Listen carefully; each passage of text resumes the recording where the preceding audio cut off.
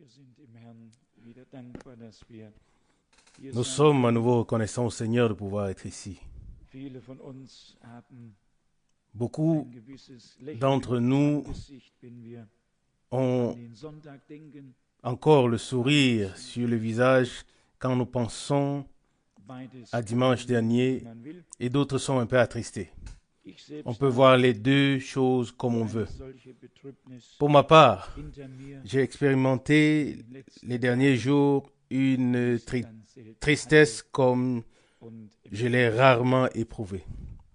eine Betrübnis, Une tristesse die sicher das bedeutet, was Paulus qui sagt. signifie certainement ce Eine que Betrübnis, die uns Paul nicht a erfüllen dit. kann, C'est une tristesse wenn sie vom Geiste Gottes qui ne peut pas nous faire regretter si elle est manifestée par l'Esprit de Dieu. die wir in Ledeberg gewesen sind, Nous qui avons été à Ledeberg, haben sicherlich alles. nous avons certainement tout vu, tout entendu, Und darüber möchten wir so gut Et gar nichts sagen. nous ne voulons rien dire à ce sujet. Nur dankbar. Nous sommes simplement reconnaissants au Seigneur Die Gnade, pour la grâce die er uns qu'il geschenkt nous a accordée und dass wir et einen geraden pour le fait Band que nous pouvons suivre un chemin droit, Weg gehen, tracé et ordonné, ohne uns etwas einzubilden. sans nous faire Ich muss euch ganz ehrlich sagen, wer d'imagination. in dieser Zeit noch von sich selber eingenommen ist, Je dois vous dire très der hat honnêtement nicht begriffen, que celui worum qui es en ce temps est encore imbu de lui-même n'a pas encore compris de quoi il s'agit. geht, muss uns zerschlagen, Premièrement, le Seigneur doit nous humilier, wir il doit nous briser niedersinken, afin que nous nous prosternions à ses pieds ein Jünger et bereit que sein, comme un disciple, nous soyons was er prêts uns zu sagen hat. à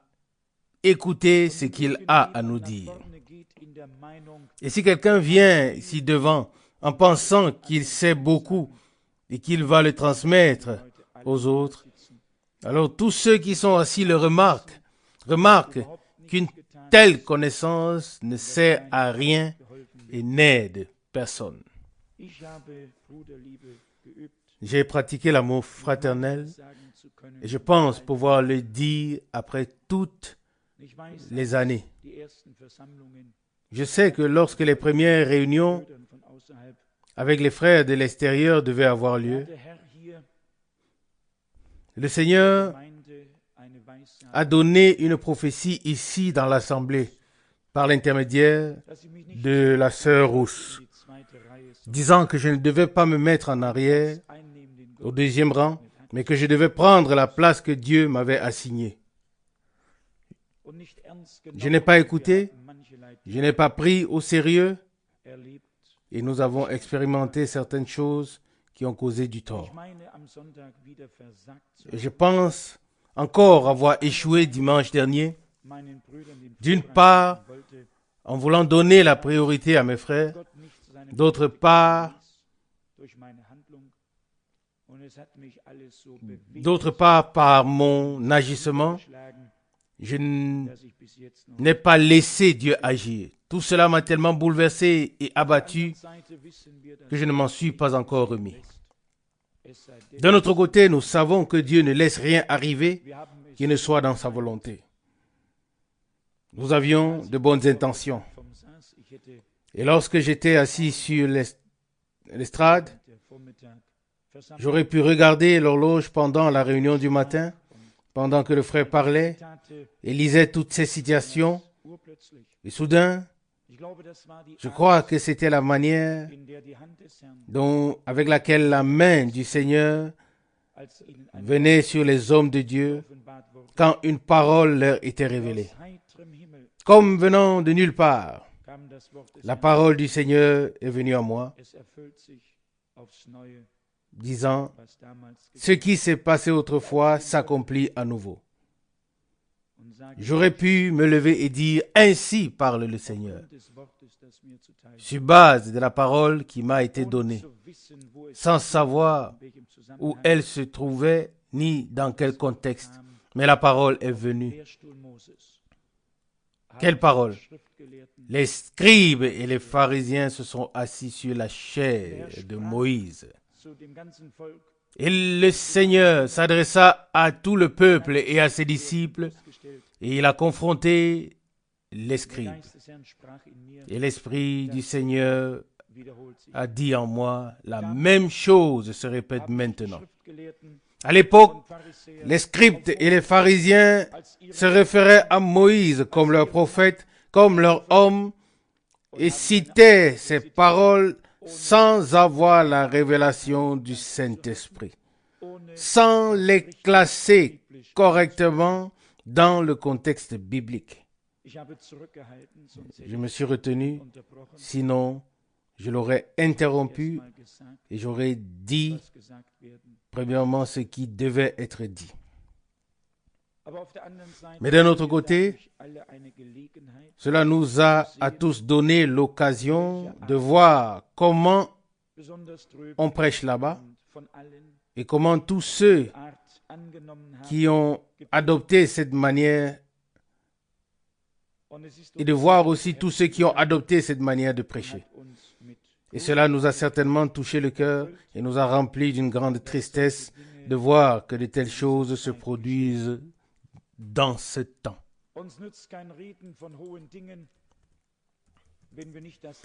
Il ne nous sert à rien de parler des choses élevées si nous n'avons pas appris l'ABC de l'ordre divin. Si nous ne comprenons pas qu'il faut estimer les frères plus que nous-mêmes et que nous soyons enflés d'orgueil comme un ballon gonflable et que nous nous laissions emporter par tout vent. Cela ne sert à personne. Tout à l'heure, avant de venir ici, quand je suis arrivé ici, car je n'ai pas eu le temps avant, j'ai regardé ce que le Seigneur a dit à ses disciples et au peuple en son temps. Vous le trouverez dans Matthieu 23, versets 1 et 2. Je vais écrire à ce sujet en anglais, en allemand et dans toutes les langues. C'était pour moi une réponse de Dieu, quelque chose qui devait être dit pour clarifier ce qui se passe en ce moment. Il est dit ceci dans Matthieu, chapitre 23, verset 1. Alors Jésus, parlant à la foule et à ses disciples, dit, « Les scribes et les pharisiens se sont assis sur la chair de Moïse. » Il suffit simplement de continuer à lire le chapitre et à partir du verset 13, par exemple, le Seigneur dit, verset 13, « Malheur à vous, scribes et pharisiens, hypocrites, parce que vous fermez aux hommes le royaume des cieux. Vous n'y entrez pas vous-même, et vous n'y laissez pas entrer ceux qui veulent y entrer. » À chaque occasion, qu'elle soit appropriée ou non, ils avaient Moïse comme leur homme, comme leur prophète, pour se cacher derrière lui. Et nous pouvons lire très clairement dans la Bible que tout ce que Moïse a dit s'était accompli. Et si nous lisons très exactement, nous voyons plus tard comment les apôtres ont correctement interprété les paroles des prophètes. Prenons Moïse, ce grand prophète de Dieu. Ce ne sont pas seulement les scribes et les pharisiens qui ont parlé de lui. Lorsque Pierre a donné sa prédication après la Pentecôte, il le dit. Nous pouvons ouvrir le livre des Actes des Apôtres pour lire ce que Pierre dit à ce sujet. Actes des Apôtres, chapitre 3, verset 22, il est dit, Acte 3, verset 22, Moïse a dit, le Seigneur, notre Dieu, vous suscitera d'entre vos frères un prophète comme moi. Vous l'écouterez dans tout ce qu'il vous dira. Pierre, en tant qu'un homme rempli du Saint-Esprit et ayant un mandat divin, a su classer Moïse et ses paroles dans leur contexte biblique pour la bénédiction et l'édification de l'Église, afin d'éclairer ce qui avait été prédit autrefois et qui s'accomplit maintenant. Mais les scribes ont proclamé, utilisé et mentionné Moïse comme leur prophète d'une manière très différente de celle dont les apôtres l'ont fait plus tard. Nous savons que les scribes se sont également référés à Abraham de la même manière, et cela a sans doute déplu au Seigneur. Quand ils ont dit « Abraham est notre père », le Seigneur a répondu « Votre père, c'est le diable », selon Jean 8, verset 44. C'était un langage très sérieux, très direct, sans introduction, sans explication. Il dit « Votre père, c'est le diable, et vous faites les œuvres de votre père ». Quand nous lisons plus loin ce que Paul a dit d'Abraham, comment il le classe bibliquement, je viens justement d'ouvrir dans Romains chapitre 4, il y a suffisamment de passages bibliques dans lesquels Paul parle de ce grand homme de Dieu, aussi dans Jacques et ailleurs aussi. Tout le Nouveau Testament consiste à classer correctement les paroles des prophètes afin de donner au peuple de Dieu une vue d'ensemble sur ce que Dieu ou bien le Seigneur avait prévu. Nous lisons ici à plusieurs reprises. Cela vaudrait presque la peine de compter combien de fois le nom Abraham est mentionné ici dans le 4e chapitre de l'Épître aux Romains. Nous n'allons pas tout lire, mais il est dit ici au verset 13, Romains chapitre 4, verset 13. En effet, ce n'est pas par la loi que l'héritier du monde a été promis à Abraham ou à sa postérité. C'est par la justice de la foi. Et puis au verset 18, il est dit, espérant contre toute espérance, Abraham crut, en sorte qu'il devint père d'un grand nombre de nations selon ce qui avait été dit, ta postérité sera innombrable. Nous connaissons tous ces passages de l'Écriture et nous voyons clairement quelle différence il peut y avoir et il y a effectivement dans l'utilisation de la même personne, du même nom et dans ce cas, du même prophète. Les uns cherchent à se cacher derrière lui, l'utiliser comme une figure, tandis que les autres cherchent à classer bibliquement ce qui a été dit et révélé par le Saint-Esprit. Je dois dire que j'ai été tellement déchiré intérieurement par tout ce qui s'est passé que j'aurais certainement besoin d'un peu de temps pour m'en remettre. Quand je pense à la manière merveilleuse avec laquelle la parole de Dieu a été révélée et comment le Seigneur a utilisé son serviteur et prophète, et quand je vois ce qui se fait aujourd'hui dans tous les pays, alors cela doit briser notre cœur.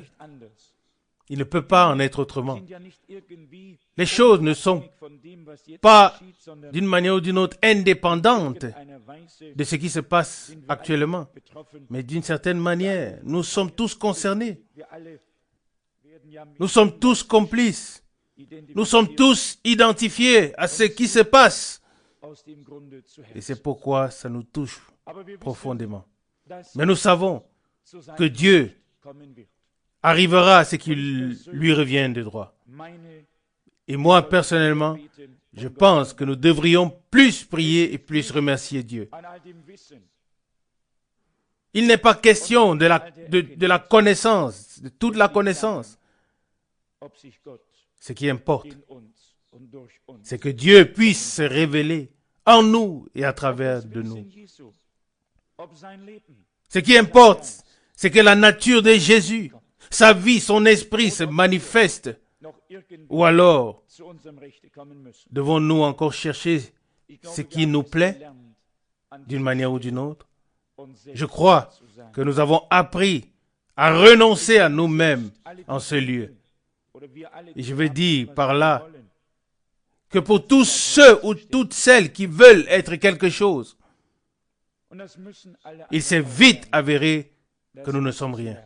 Et tous les autres doivent aussi l'apprendre. Ils doivent apprendre qu'on n'est rien et qu'on n'a rien à apporter, mais qu'on dépend vraiment de la grâce de notre Dieu seul. Amen. À l'époque, le Seigneur Jésus a attiré l'attention de la foule et de ses disciples et a dit, les scribes et les pharisiens se sont assis sur la chair de Moïse. Matthieu 23, verset 2. Et il est écrit ici, ils ont imposé aux hommes des lourds fardeaux, ils les ont asservis. Tout cela sous le prétexte de Moïse, notre prophète. Ils les ont dominés, ils ont régné sur eux, ils les ont opprimés. Et le Seigneur dit, je suis venu afin qu'ils aient la vie et qu'ils l'aient en abondance. Je suis venu pour les délivrer. Et il a dit, venez à moi, vous qui êtes fatigués et chargés. Laissez-moi vous le dire. Celui qui, en ce temps, abuse ou utilise le message prophétique pour asservir d'autres personnes, pour leur imposer des fardeaux, celui-là a mal compris ce que Dieu a prévu de faire. Le Seigneur a envoyé une parole pour délivrer. Nous étions tous asservis. Il a envoyé une parole de délivrance, d'appel à sortir, afin que le peuple de Dieu soit conduit vers le Seigneur à l'entrée de la tente de la révélation, afin qu'ils puissent entendre eux-mêmes ce que le Seigneur a à leur dire. Et je pense que c'est ce qui se passe, ou ce qui s'est passé en ce temps. Le Seigneur lui-même a veillé à ce que nous ne mélangeons rien de ce qui nous avait été donné, à ce que nous n'y ajoutions rien. Et nous n'avons pas sorti les choses de leur contexte, mais nous avons classé les événements de cette époque dans le contexte biblique, comme les apôtres aussi ont eu le privilège de le faire. Ainsi, dans sa miséricorde, Dieu nous a accordé en ce temps le grand privilège de classer son action dans le contexte biblique, sans vouloir nous arroger un droit quelconque. Nous pouvons le dire en toute humilité. Nous l'avons suffisamment répété. Lorsque les 4 évangélistes ont rédigé les 4 évangiles, ils se sont orientés sur ce que les prophètes avaient prédit. Et lorsque les apôtres ont écrit leurs lettres, ils ont montré de quelle manière la parole de l'Ancien Testament s'était accomplie dans le Nouveau Testament. En particulier, lorsque nous lisons l'Épître aux Romains et l'Épître aux Hébreux. Combien de passages bibliques de l'Ancien Testament ont été cités? Tout est harmonieusement lié, car le même Dieu qui a parlé dans l'Ancien Testament est celui qui l'a accompli dans le Nouveau Testament. Amen. Le même esprit qui reposait sur les prophètes reposait aussi sur les apôtres, afin qu'ils rendent témoignage de Dieu sur terre dans une harmonie céleste, afin que ce témoignage soit immortalisé et que tous puissent le lire et parviennent eux-mêmes à la connaissance de la vérité et se forgent leur propre opinion sur ce que Dieu a fait. Nous sommes convaincus que Dieu n'a pas commencé une nouvelle religion, qu'il n'a pas donné une nouvelle Bible, mais qu'il a placé sa parole sur le chandelier, qu'il a révélé les mystères cachés. Et la révélation est venue pour appeler à sortir le peuple du Seigneur, pour le rassembler et l'unir sur le fondement sacré de la foi. Et c'est la raison, c'est là la raison de la révélation divine, afin que nous oublions et nous abandonnions tout ce qui correspond à des réflexions rationnelles et que nous nous laissions édifier pour être une sainte demeure de Dieu en esprit. Ce que nous avons entendu dimanche m'a fait penser à Ézéchiel chapitre 13 où il est écrit à propos des prophètes infidèles qui suivent leur propre esprit et le présentent comme des prophéties ou présentent comme des prophéties ce qu'ils n'ont pas vu. Vous pouvez le lire, oui, dans Ézéchiel chapitre 13 et les premiers versets. Je pense que cela nous a tous mis mal à l'aise. Car nous savons que Jésus-Christ en tant que seul agneau a été immolé pour notre rédemption, pour notre pardon. Oui, tout ce que nous aurions pu avoir, nous l'avons déjà reçu en Jésus-Christ notre Seigneur. Nous n'avons rien à faire, ni ajouter, mais nous savons que ce que le Seigneur a fait pour nous est bien fait. Et vous pouvez comprendre que je n'ai pas lu le passage biblique que je voulais lire. L'Esprit de Dieu ne se mélangera jamais avec ce que les hommes présentent. L'Esprit de Dieu était si attristé qu'il s'est retiré. Et c'est la raison vraiment de l'exhortation sérieuse. Oui, j'avais des bouffées de chaleur et des frissons sur l'estrade, mais que le Seigneur soit remercié, car il a trouvé une bouche par laquelle il a pu parler.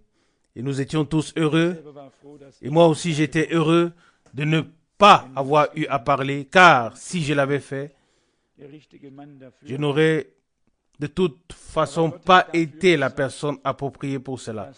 Mais Dieu a veillé à ce qu'une exhortation soit donnée. Nous avons regardé l'heure. Le sermon devait commencer exactement 2h30 plus tard. Un service dure 2h30 avant que la prédication ne commence. Ici chez nous, le service est terminé en 1h30. Mais Dieu a veillé à ce que tout se passe bien et a fait dire les paroles justes et exactement comme je vous le dis, exactement comme tous les serviteurs de Dieu ont parlé. Ils ne se sont pas embrouillés avec des paroles. Ils ont dit les choses clairement et sans détour. Les paroles sortaient comme des boules puissantes sur le peuple qui devait les recevoir. Nous pensons parfois que c'est dur, mais c'est ainsi que l'Esprit de Dieu a parlé. Comment est-ce que le Seigneur a-t-il parlé aux gens? Il avait des paroles d'amour pour ceux qui cherchaient le refuge auprès de lui, mais il avait aussi des paroles de réprimande d'une manière très sérieuse. Et nous croyons que Dieu nous a ouvert les yeux et les a oints, et nous attendons qu'il fasse quelque chose pour glorifier son nom. Nous ne revendiquons rien sur quoi que ce soit, mais nous sommes conscients que si Dieu ne fait rien, alors rien ne se passera. Et nous n'avons aucun projet, à moins que Dieu ne le fasse. Et si nous restons assis en silence, en ce lieu, sans que rien ne se passe, alors nous voulons nous rassembler devant la face de Dieu en tout temps pour louer son nom, pour ce qu'il a fait par grâce. Les paroles d'introduction disaient « Écoute mon peuple, je t'avertirai ». Ce sont des paroles très sérieuses. Dieu donne un avertissement à son peuple. Il veut lui parler, il veut le corriger. Il veut qu'il écoute sa parole et qu'il la mette en pratique. Et il est dit, verset 9, Psaume 81, verset 9, « Ô Israël, puisses-tu m'obéir ?» C'est ça la chose. Il reprend la suite du verset 9. « Ô Israël, puisses-tu m'obéir ?» L'obéissance vaut mieux que les sacrifices. L'obéissance vaut mieux que la graisse des béliers. Oui, c'est écrit dans Samuel. Dieu voulait le cœur du peuple d'Israël, pas leur sacrifice, pas toutes leurs fêtes, il voulait leur cœur. Il parle et dit, « À qui avez-vous offert des sacrifices pendant 40 ans? Certainement pas à moi. » Amos 5, verset 25. Il dit, « Pendant 40 ans, j'ai eu ce peuple en horreur. » Psaume 95, verset 10. Psaume 91, verset 9. Ô Israël, puisses-tu m'obéir? Puisses-tu prêter attention à mes voix? Puisses-tu écouter ma voix? C'est de cela qu'il s'agit en ce temps. Pas de ce que nous pouvons faire. Il reprend le verset 9 du psaume 81. Ô Israël, puisses-tu m'obéir? Puisses-tu m'écouter? C'est ce que Dieu veut aujourd'hui. Dieu ne veut pas beaucoup qui parlent, mais Dieu veut des auditeurs. Des auditeurs qui écoutent ce que l'Esprit dit aux églises. Comme il est facile de trouver des hommes prêts à prendre la parole et à parler et à parler. Et pourtant, ils n'ont pas encore vraiment écouté. Et c'est ce qui manque. Et c'est pourquoi tant de choses qui n'auraient pas dû arriver se produisent. Alors que si chacun écoutait attentivement, et ce jusqu'à ce qu'il ait reçu la clarté divine sur ce qui doit être dit. Puis plus tard, il est dit au verset 12 dans Psaume 81, « Mais mon peuple n'a pas écouté ma voix et Israël n'a point obéi. » À quoi servent toutes les promesses faites au peuple d'Israël? La manne quotidienne qu'ils ont ramassée pendant 40 ans. Et Dieu a dû jurer dans sa colère, « Ils n'entreront pas dans mon repos. » Et ils auraient pu dire, « Seigneur, tu es avec nous. Tu nous as nourris et abreuvés chaque jour. Tu es avec nous. » Et la colère de Dieu s'était enflammée contre eux, bien qu'extérieurement, les bénédictions étaient présentes. Mais ils n'ont pas écouté sa voix. Ils n'ont pas voulu écouter. Ils ont suivi leur propre chemin. C'est ce qui est écrit dans Hébreux chapitre 3, où Dieu reproche particulièrement l'État d'Israël, à savoir le peuple pour lequel il avait fait tant de grandes choses. Ici, dans Psaume 81, verset 12, « Même mon peuple n'a pas écouté ma voix et Israël n'a point obéi. » C'était le seul peuple dont il disait qu'il était descendu pour le racheter de tous les autres peuples, pour en faire son peuple mis à part, un sacerdoce royal. Il a tant fait pour son peuple. Aujourd'hui, nous sommes le peuple de Dieu. Nous sommes le peuple de la Nouvelle Alliance. Et le Seigneur a tant fait pour nous. Il nous a donné à manger et à boire. Il nous a nourris de sa parole révélée. Il nous a aidés. Il dit, « Oh mon peuple, si tu avais écouté ma voix, si tu avais prêté attention aux paroles de ma bouche, si tu t'étais laissé avertir, combien de fois ai-je voulu te parler et tu n'as pas écouté. » Remercié soit le Seigneur, car il a un peuple qui écoute. Oui, il y a des hommes qui sont depuis longtemps descendus de leur piédestal, qui se sont humiliés en présence du Tout-Puissant et qui sont prêts à marcher sur sa voie. Mais quand Israël n'a pas écouté, Dieu a dit, « Alors je les ai livrés à la dureté de leur cœur, afin qu'ils marchent selon leurs propres pensées. » Celui qui n'est pas prêt à marcher selon les pensées de Dieu, révélées dans sa parole, dans l'obéissance de sa parole, celui-là, le Seigneur l'abandonne à ses propres pensées, à l'obstination de son cœur, afin qu'il s'en va pensant qu'il sait plus que tous les autres.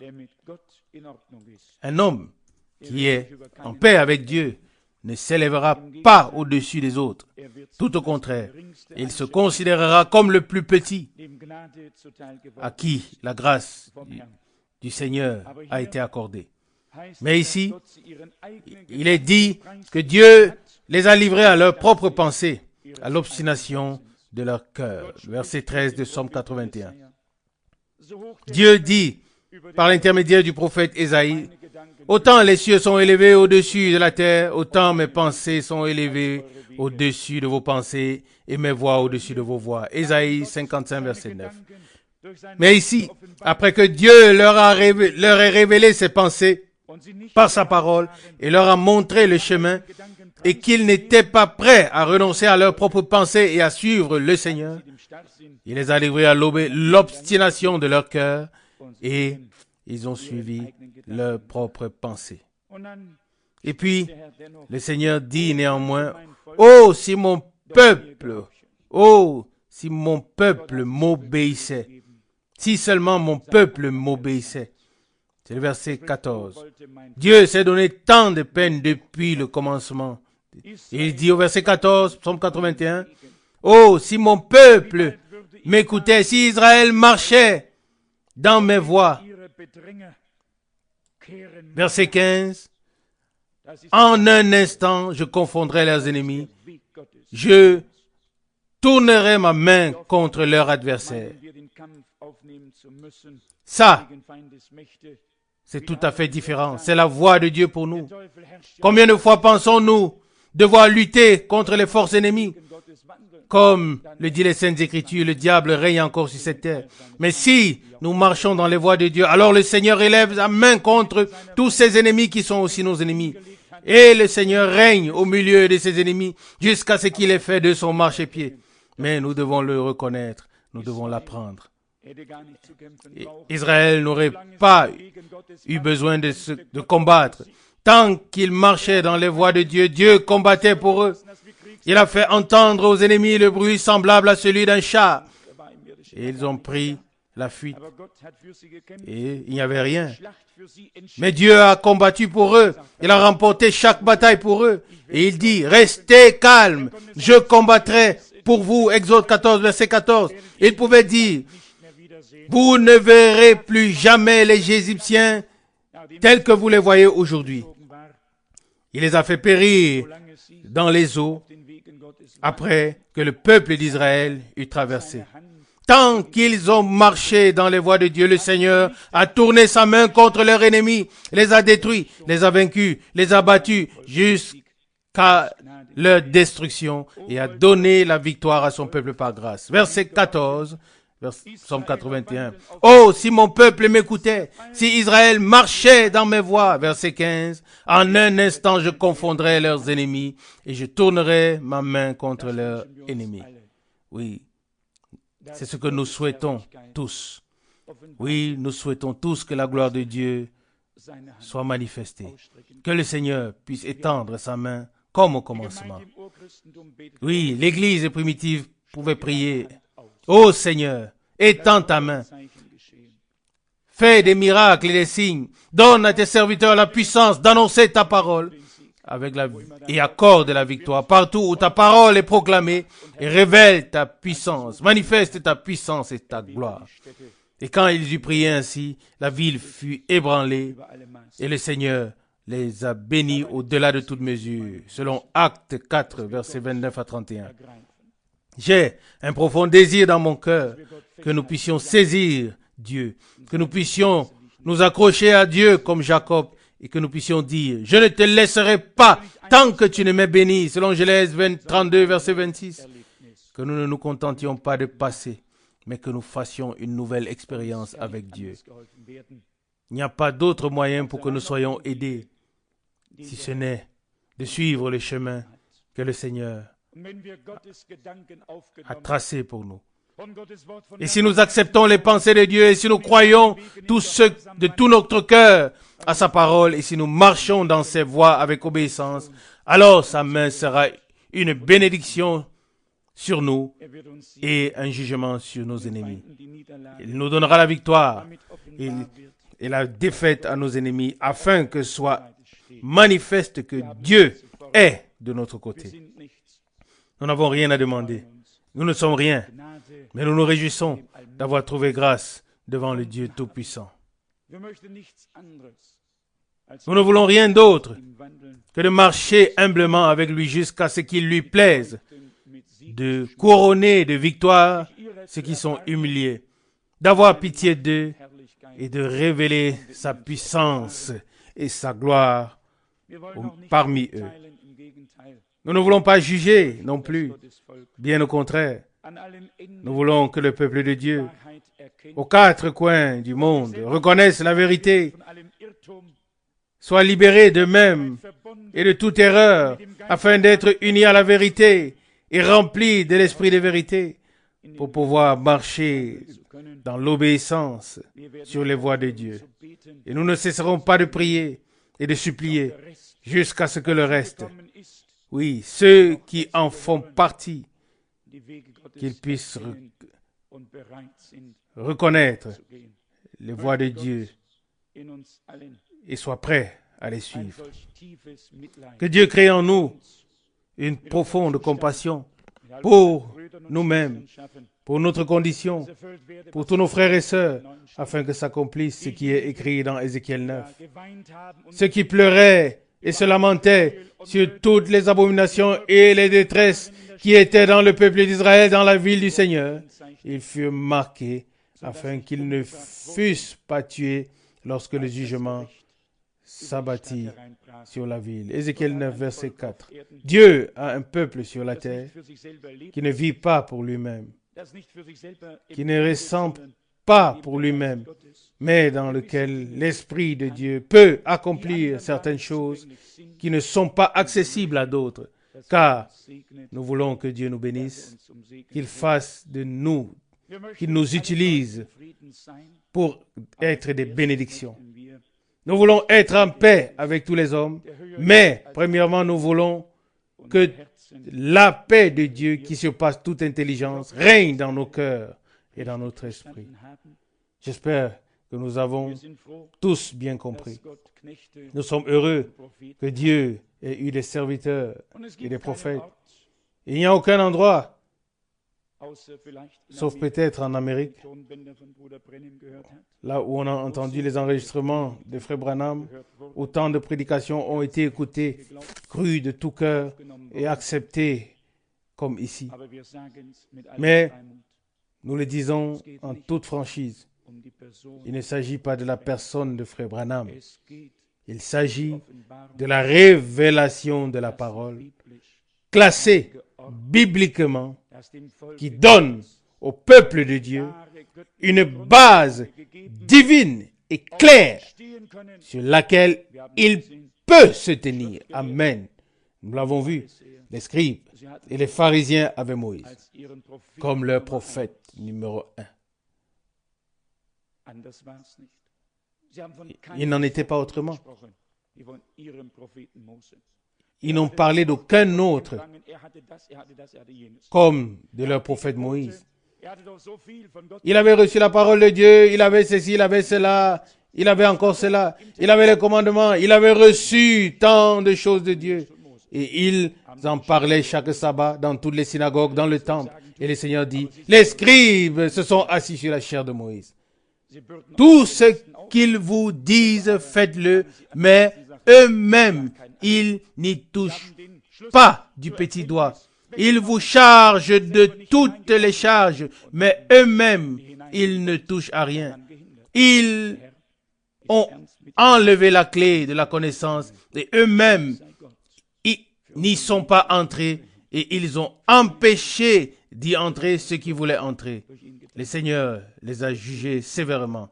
Remercions Dieu pour notre frère Branham, pour son ministère, pour ce que Dieu a fait au travers de lui. Mais il ne s'agit pas seulement de dire le prophète ici, le prophète là, ou alors Branham ici, Branham là. Il s'agit de la manière dont Pierre, dont Paul et tous les apôtres ont classé la parole prophétique. C'est de ça qu'il s'agit en ce temps.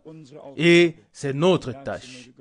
Et que Dieu nous aide pour cela et nous donne la force d'avoir le témoignage complet des Écritures. Le témoignage que les apôtres et les prophètes ont comme un tout. Et alors Jésus-Christ, qui est la pierre angulaire et aussi la pierre de faite, l'alpha et l'oméga, et il mènera à bien ou il achèvera ce qu'il a commencé. Amen. Levons-nous pour prier. Père Céleste, nous te disons merci de tout cœur pour ta précieuse et sainte parole. Mon Dieu, tu es saint. Ta parole est sainte et toutes tes actions. Tu t'es sanctifié un peuple dans ta vérité. Des hommes qui marchent sur tes voies, qui te sont obéissants, qui se soumettent à ta main puissante, qui ne veulent rien venant d'eux-mêmes, qui ne veulent rien être, mais qui n'ont qu'un seul désir, c'est que tu sois exalté et glorifié parmi ton peuple, comme le chef, comme celui qui a suscité la foi et qui l'amène à la perfection. Oh mon Dieu, nos cœurs sont à nouveau émus pour te remercier et t'adorer pour toute ta grâce, pour ton amour et ta fidélité. Tu veilles sur nous et tu es avec nous tous les jours de notre vie. Tu nous as rendus plus reconnaissants et nous te prions dans toute humilité pour tous nos frères et sœurs. Oh Dieu, ne laisse personne s'en aller, ô Seigneur, mais aide-nous et interviens. Si cela est possible, ô Seigneur, aide-nous et sois miséricordieux. Nous te le demandons pour la gloire et pour la louange de ton saint nom. Amen. Amen.